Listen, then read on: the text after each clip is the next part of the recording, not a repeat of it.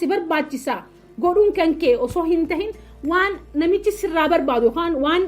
boosiin kan kee yookaan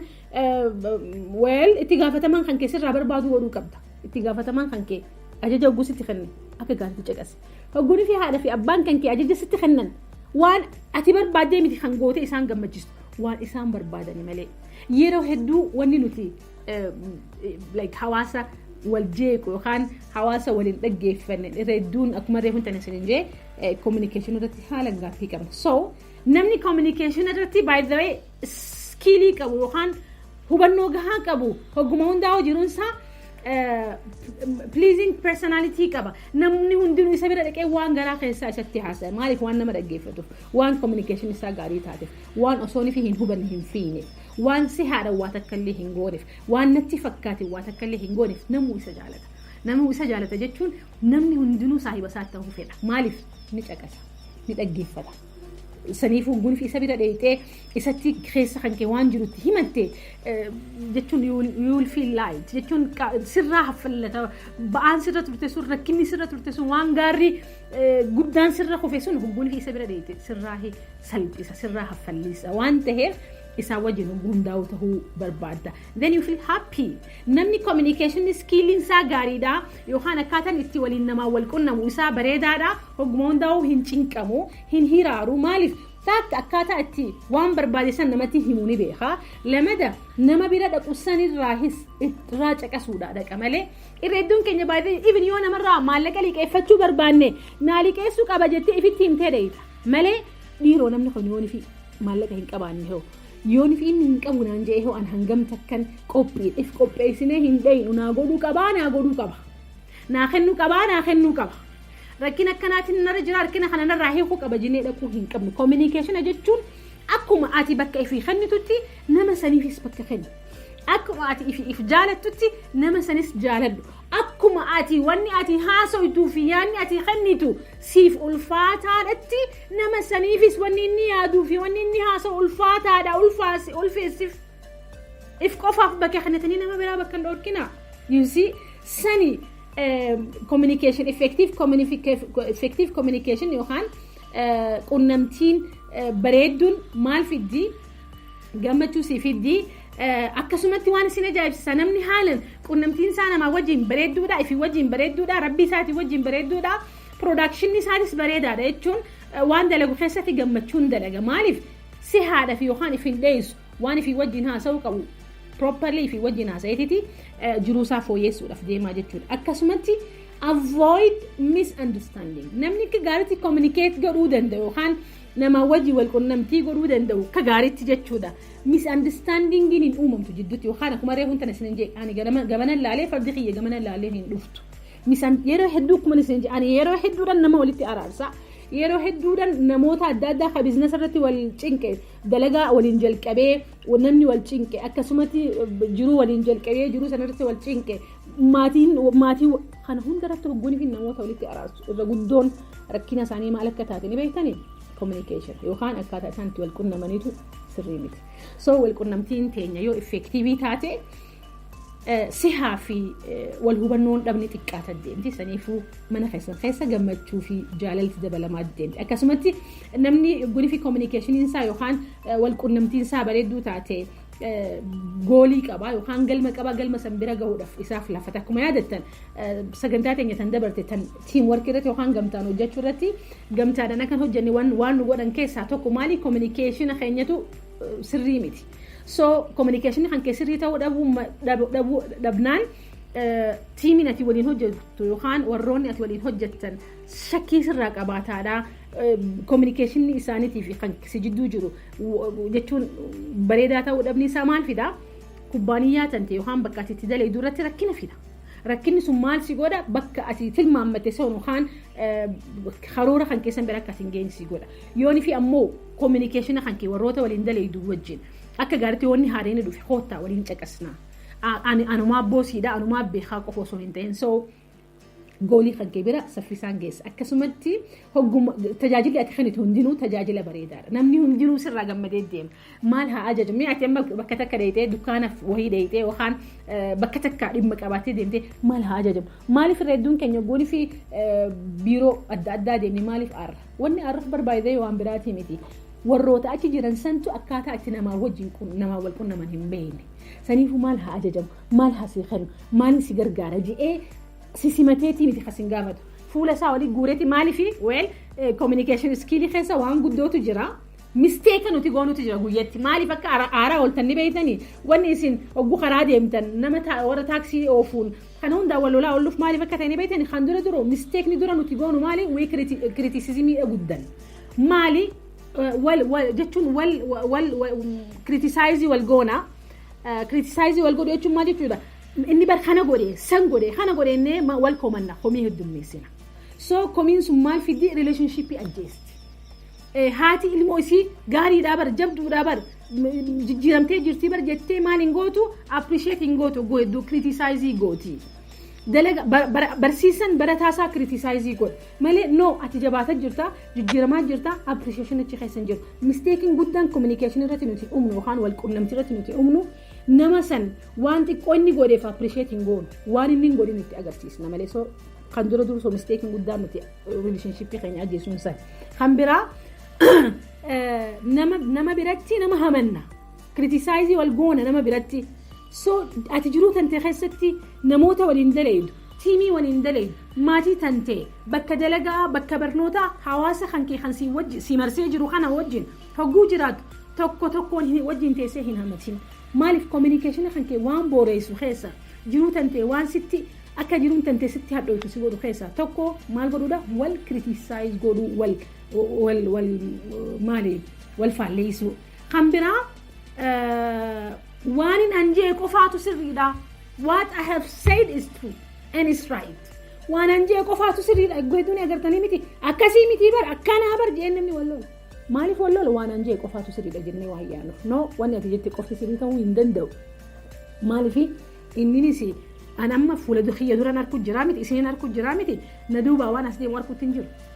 so kan na dura ta'e garuu waan na duuba as deemu arka so anuma qofaatu sirriidha agartuutii jee qofaatu sirriidha naaduraatii jee qofaatu sirriidha ana qofaatu sirriidhaan wal qunnamtii waan ajjeesaa keessaa tokko jaarsaa jaartiin akka wallolan kan godhu sanii haadha fi yookaan abbaa fi ilmaan kan waliin fixu sanii hawaasa kan waliin fixu sanii akkasumatti itti gaafatamaa fi kan jechuun itti gaafatamaa fi warroota itti gaafatamummaan hin fuudhanne kan waliin fixu yeroo hedduu kanaa jechuudha so waan inni an je'e qofarratti hin xiyyeeffatina waan inni je'es value qaba akkuma reefuun tan isin je'e yoonii fi ati akka kabajamtu kan barbaadu taate communication keessatti atis nama kabajuu bari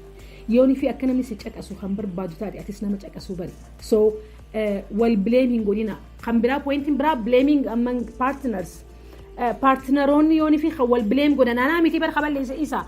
inninis isaa miti bar kaballeessa ifitti waan fudhachuu qabnu ifitti fudhachuu qabnu waan nan balleessa irratti itti gaafatamummaa fudhachuu qabnu itti gaafatamummaa irraa fagaatuudhaaf ani kanin yoonni namatti qubalaadhu tahee communication keenya itti do'a maaliif tasuma walii galuu hin dandeenyu inninis waan biraa yaada anis naaf inni walii galuu hin dandeenyu jennee jala sararree ta'e maaliif lameen keenyaa igoo teenya lafa keenyee dhufnee xarapheezarratti waliin haasawuu hin feenu wal caqasuu hin feenu wal kabajuu hin feenu inninis ilaalcha mataa isaa qaba jechuu hin feenu anumaatu injifachuu by the way kuni dirree lolaati miti jireenyi dirree lolaati miti an injifadhu malee hin je'ina injifachuudhaaf bakki si barbaachisu dirree lolaa qofatti asitti garuu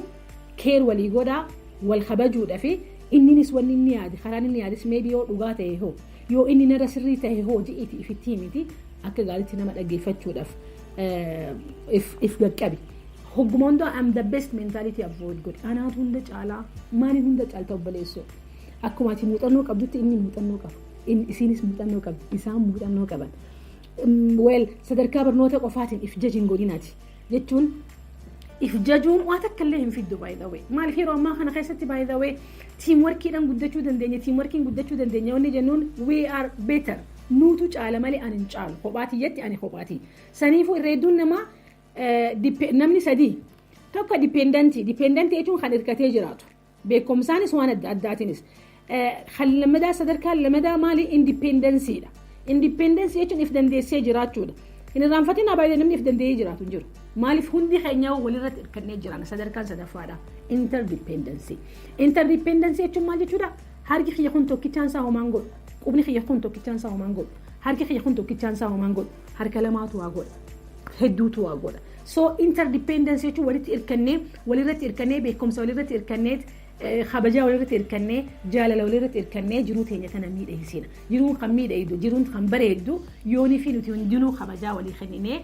gama lamaan maal wal goone appreciate wal goone. So I can't hin danda'uudha miti. Kan lamadaa I can nin danda'a kophaatti jiraachuu nin danda'a. Kophaatti jiraachuu hin dandeessu. I'm sorry. Nama kophaa jiraatu takka argine hin beeku. So we can jechuu karaa we can guddachuu qabna. Karaa hin danda'urraa nin danda'a qofa osoo hin ta'in ni dandeenya irratti guddachuu qabna. So effective communication akkamiin godhuu dandeenya jechaati jettu yookaan wardiin ati fayyadamtu. Akkasumatti body language ati fayyadamtu jechuun nama tokko godhi fi nama dhufeessan fakkeenyaaf ati waliin haasa'uu hin barbaane. Jettoo ati teesse nama san akka inni si wajjin haasa'uuf maal hin kennineef carraa hin kennineef hin kennituufillee. Body language kan kee yookaan qaamni kan kee akka ati nama san irratti interest hin qabne agarsiisa. So communication irratti effective communication irratti body language jechuun simannaa kan kee seeyni kan kee akkaataan itti nama san lafaa ol kaatee simattu positive attitude nama sanii wajjin qabdu every communication ati nama sanii wajjin qabdu amma nuti haakima bira dheeneeti haakimni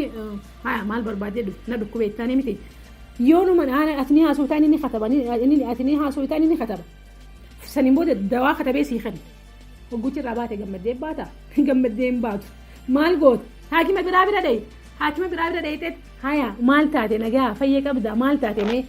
akkana ta'ee akkas ta'ee mee ija tan ta'e tanas baniin sila communication jechuun kanaa beek ija sila mee arraba baas arraba kan keetti sila saniin booda dhufeetiti stethoscope isaatiin si dhaggeeffatee dura kana si dhaggeeffatee duuba kana si dhaggeeffatee haya mee yoo mi'aas si jalqabe jedhee si wajjin haasa'ee dawaa si katabe dawaan inni si katabe dawuma reef haakimni haan si katabe san si katabe garuu ati dawaa kanitti amantee fudhattu dawaa haakima wadaa kana amantee fudhatta maaliif akka gaaritti na laalee kana communication jechuun akka gaaritti maal si godhe si dhaggeeffate keessa kan kee dhaggeeffate yaada kan kee dhaggeeffate malee dawaan jarri lamaanuu ajaje dawaan lamaanuu tokko.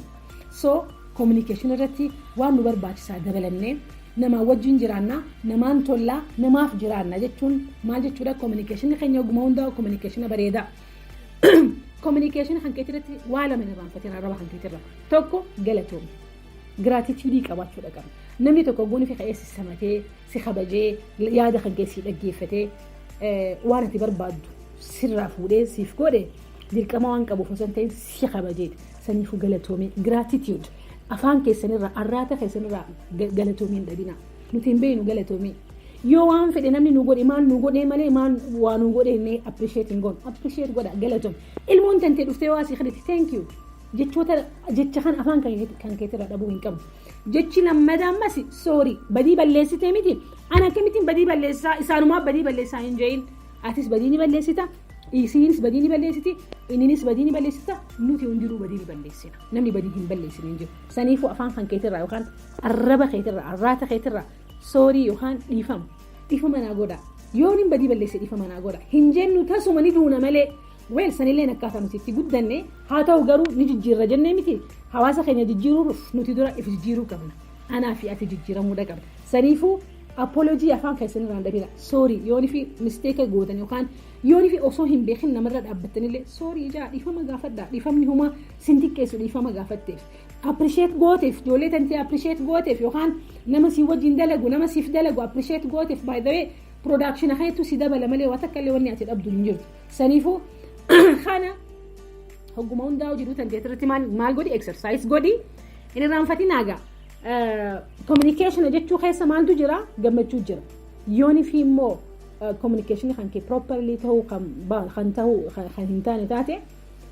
angariitu jira aaratu jira aara maaltu fida communicationatu aara fida communication keeti saniifuu akkaataa itti namaa wajjin wal qunnamtu akkaataa itti hawaasa keetii wal qunnamtu akkaataa itti maatii tandeetii wal qunnamtu akkaataa itti walii wal qunnamtu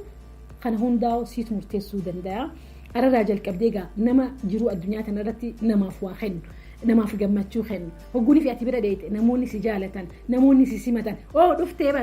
dhufee bar jedhee akka namni lafa ol si ka'ee si simatu yoo kan barbaadu taate communication kan keetirratti haalan hojjedhu wal qunnamtiin tantee bareedduu ta'uu qaba wal qunnamtiin tantee effektiivii ta'uu qaba.